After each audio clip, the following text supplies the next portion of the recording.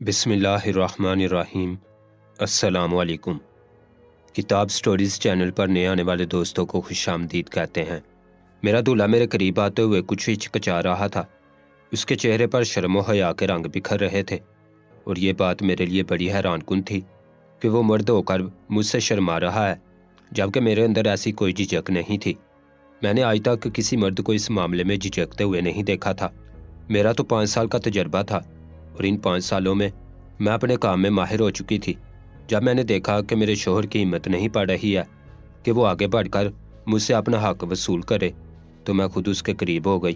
اس کی سانسوں کی آواز مجھے صاف سنائی دینے لگی تھی۔ شاید وہ بہت زیادہ گھبراہٹ کا شکار تھا۔ میں نے سر پر سیٹ ہوا اپنا دوپٹہ اتار کر ایک طرف پھینک دیا اور خود ہی اس کا ہاتھ پکڑ لیا۔ وہ فوراً میرے چہرے کی طرف دیکھنے لگا۔ میں نے مسکرا کر اسے محبت سے دیکھا اور پھر اس کا ہاتھ پکڑ کر خود ہی اپنی۔ میں پورے 5 سال بعد دبئی سے لوٹی تھی، اور میرے لوٹتے ہی رشتوں کی لائن لگ گئی تھی۔ خاندان کی بڑی عمر کی عورتوں کی خواہش تھی کہ میں ان کی بہو بن جاؤں، اور اس کے پیچھے ایک خاص وجہ تھی۔ دراصل 5 سال پہلے حالات سے تنگ آ کر میں دبئی گئی تھی، اور وہاں جا کر میرے حالات بدل گئے تھے۔ میں نے وہاں سے اتنا پیسہ بھیجا تھا کہ یہاں میرے گھر والوں کے بھی دن بدل گئے تھے، اور یہی سب دیکھ کر خاندان والے حیران رہ گئے تھے۔ وہ لوگ جو ہمارے برے وقت میں ہمیں پوچھتے بھی نہیں تھے، اب ہماری چاپلوسی کرنے لگے تھے۔ اور 5 سال بعد اب میں لوٹ کر آئی تھی، تو ہر کوئی یہی خواہش کرنے لگا کہ میں ان کے گھر کی بہو بن جاؤں، کیونکہ میں کچھ عرصے کی چھٹیوں پر آئی تھی اور مجھے دوبارہ واپس جانا تھا۔ اس لیے ہر لڑکا چاہتا تھا کہ وہ مجھ سے شادی کر لے اور میرے ساتھ دبئی چلا جائے، تاکہ اس کا مستقبل بھی سنور جائے۔ لیکن یہ بات کوئی بھی نہیں جانتا تھا کہ میں دبئی میں کیا کام کرتی تھی اور کس کام سے میں نے اتنے پیسے بنائے تھے۔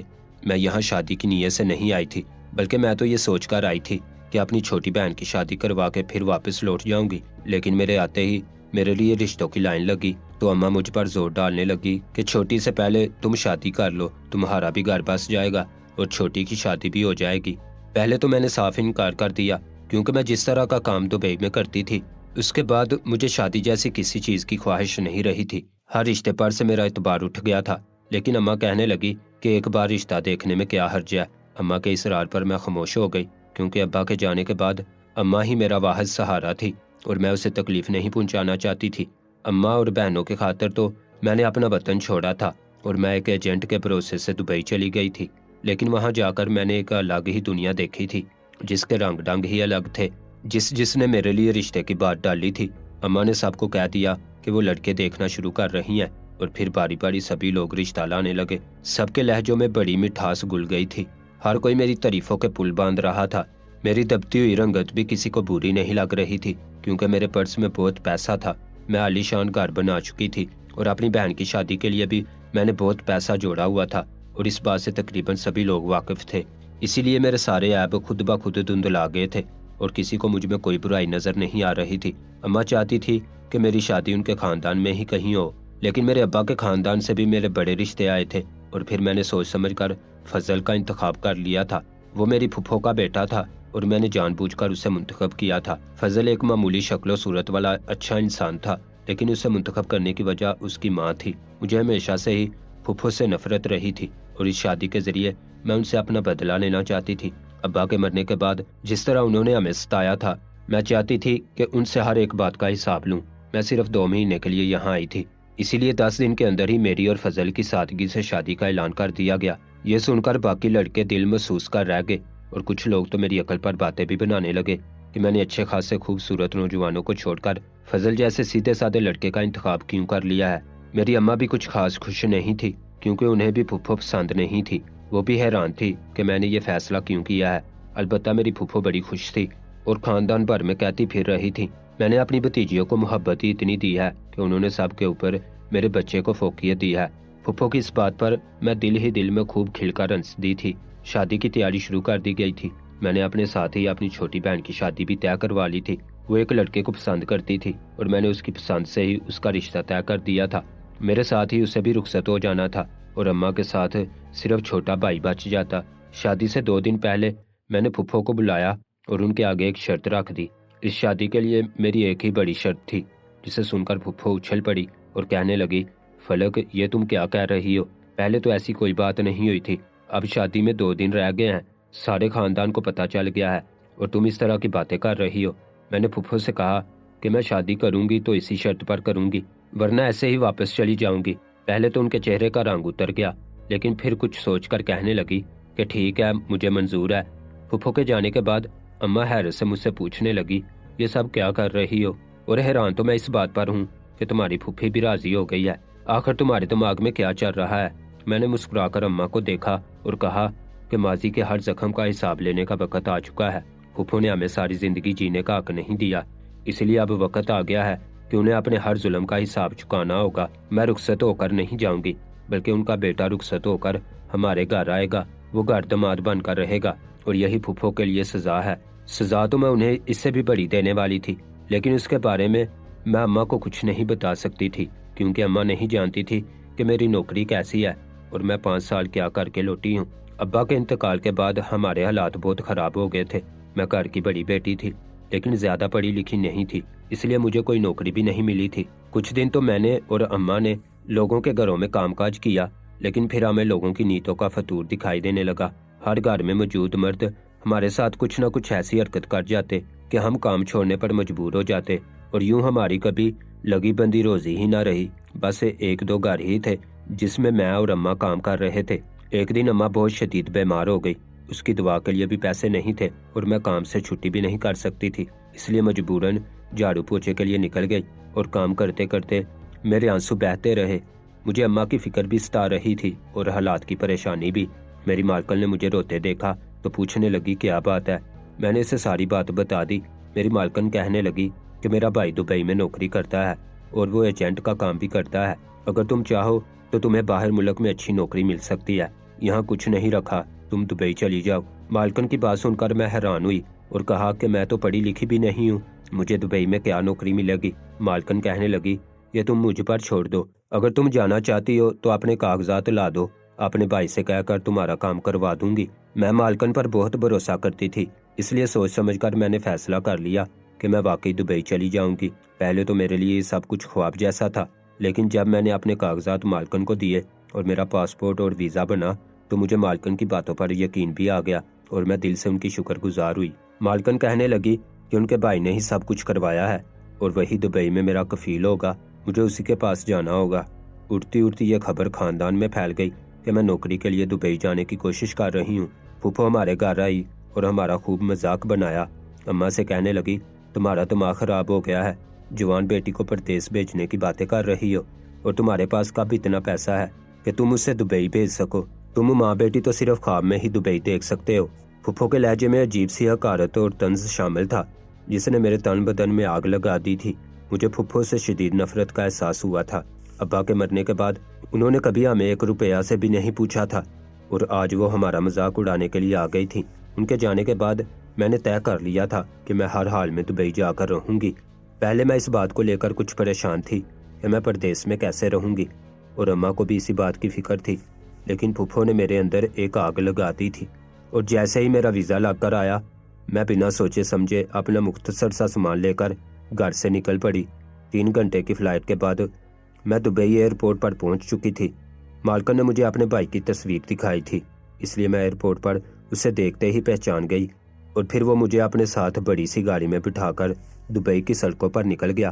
ایک انجان آدمی کے ساتھ گاڑی میں بیٹھ کر مجھے کچھ گھبراہٹ بھی ہو رہی تھی، کیونکہ وہ مجھے کچھ عیاش سا لگ رہا تھا، لیکن مجھے کام کرنا تھا اور اپنے گھر کے حالات بدلنے تھے۔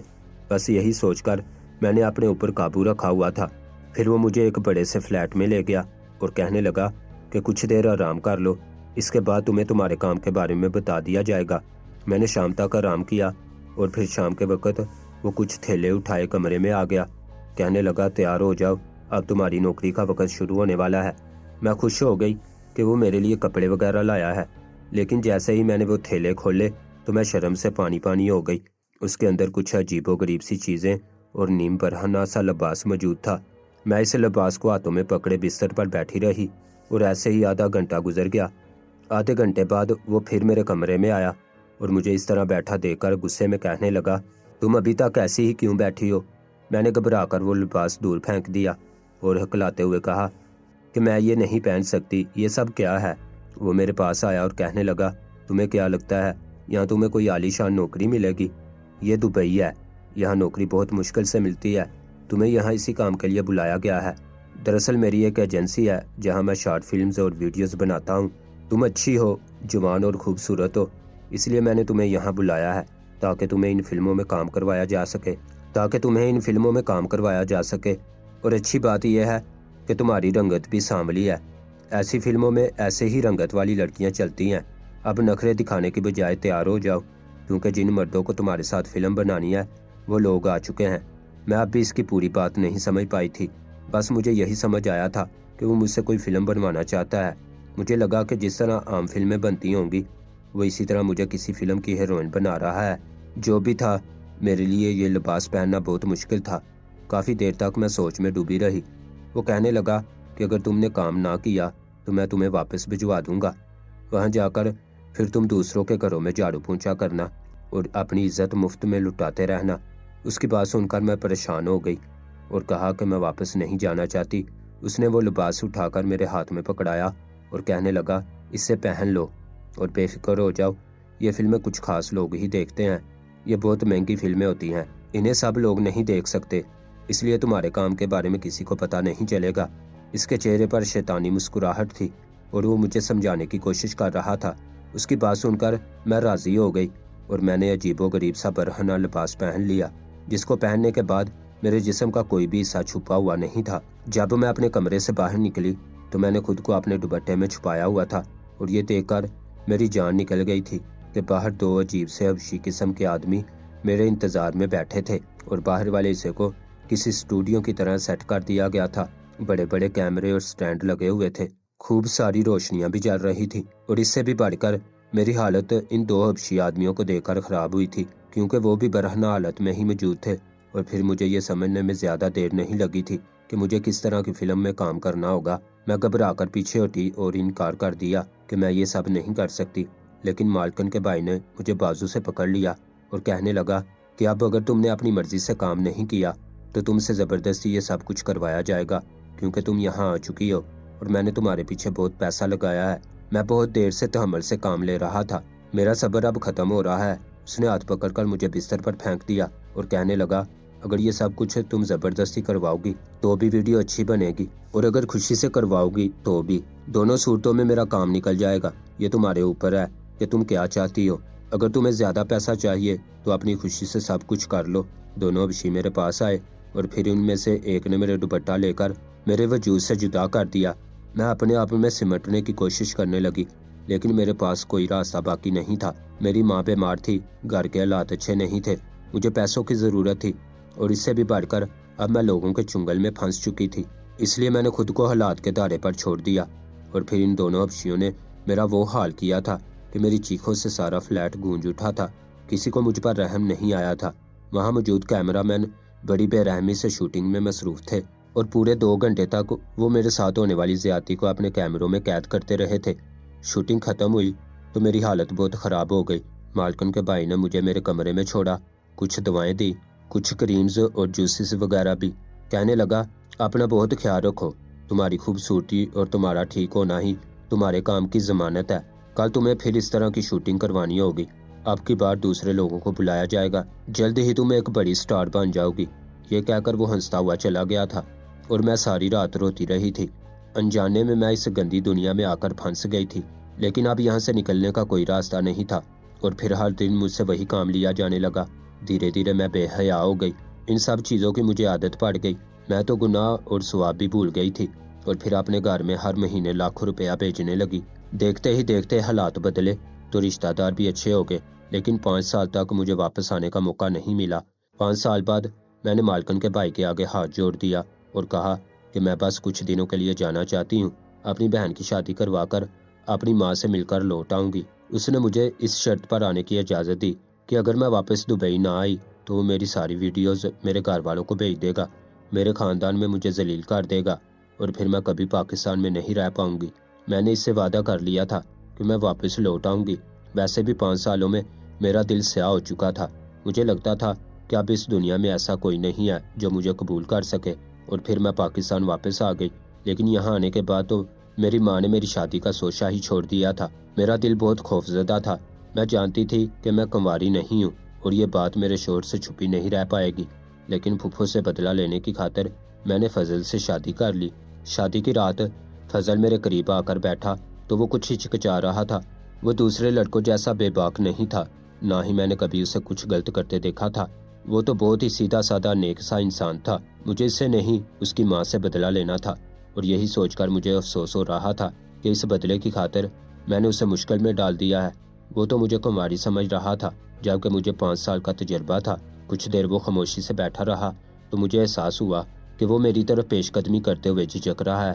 میں خود ہی اس کے قریب ہوئی اور میں نے اپنا دوپٹہ اتار کر ایک طرف رکھ دیا اور پھر اس کا ہاتھ پکڑ کر بڑی بے باکی سے اپنی سچائی اس کے سامنے عیاں کر دی۔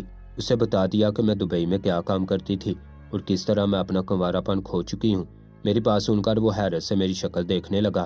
اسے بالکل یقین نہیں آیا کہ میں سچ کہہ رہی ہوں۔ اس کا ہاتھ میرے ہاتھوں میں تھا، وہ میرا شوہر تھا۔ میں اسے محسوس کر رہی تھی۔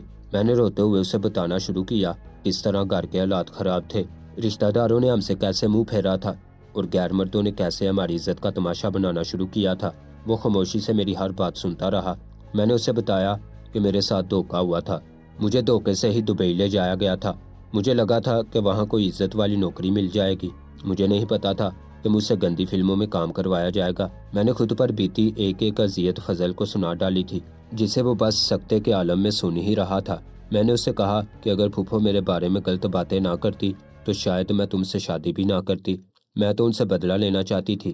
میں چاہتی تھی کہ اپنے اوپر ہونے والے ہر ظلم کا ان سے حساب لوں، تمہاری زندگی شادی کر کے برباد کر دوں۔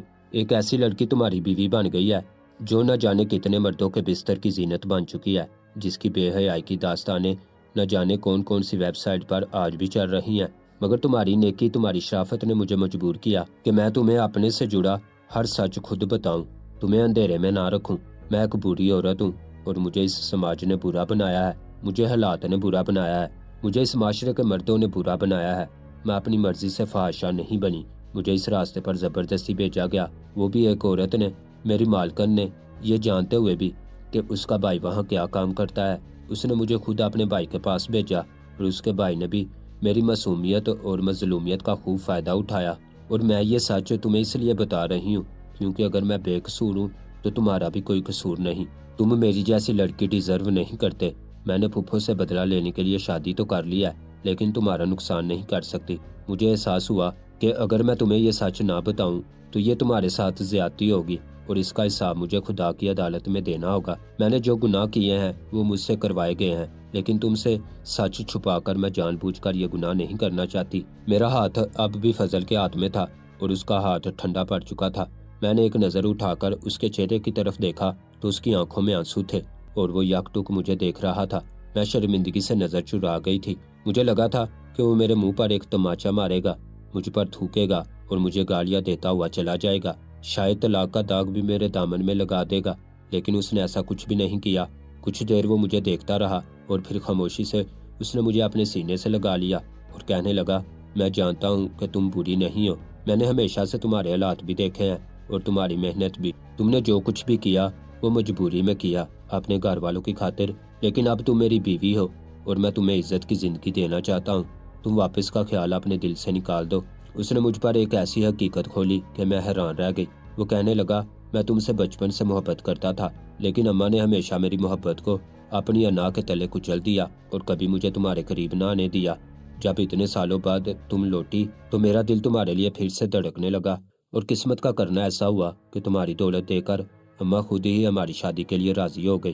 میں نے بنا کچھ سوچے سمجھے تم سے شادی کی ہے اور اب یہی چاہتا ہوں کہ تم بھی ماضی بھلا کر میرے ساتھ آگے ایک نئی زندگی گزارو۔